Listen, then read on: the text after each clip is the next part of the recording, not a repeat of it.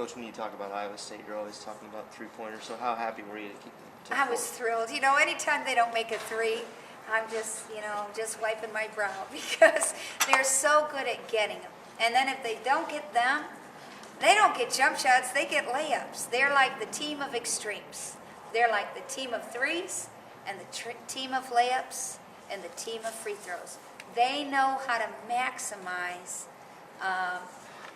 the game. And that's what makes them so hard to guard. And their players are just such great system players.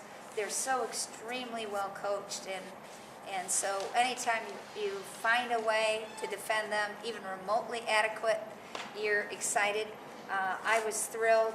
They're going to say we had open looks and missed them. And I'm going to say, well, thank goodness. Because when they make them, golly, they are so hard to beat. And we do our best to guard them.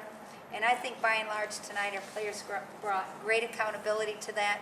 And anytime they didn't, I was on them like a fly on sugar, and that's tough. It's like, oh my gosh, you gave Iowa State an open three?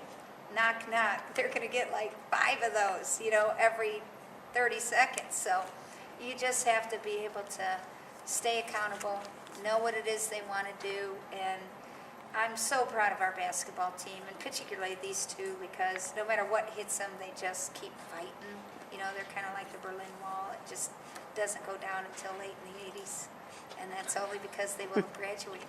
That's the only time that Berlin Wall is going down. How's Danielle? She's okay. She kind of got knocked in the head, and she said she was okay when she left the court, but once she got hit in the neck, in the head, she said she couldn't feel her legs when she got up. She was like, I didn't even know where my legs were, and that scared her a lot.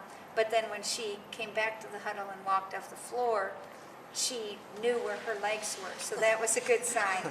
And we're going to get her checked. We're going to get an MRI and all that stuff to make sure she's okay. But I think she's okay. It's just one of those impacts with your head. So she did get hit though?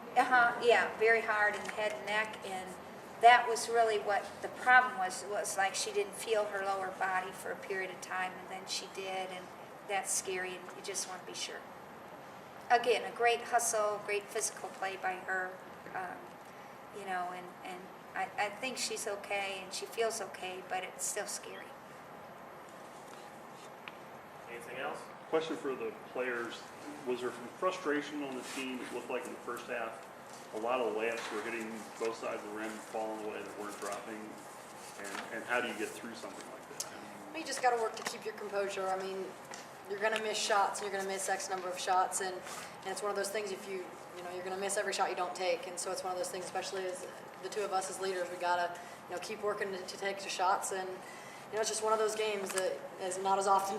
You do see us missing those wide open looks, but luckily we worked ourselves through it. We stayed together as a team. In the second half, we did the job that we needed to do. So it's good to see that we were able to work through it.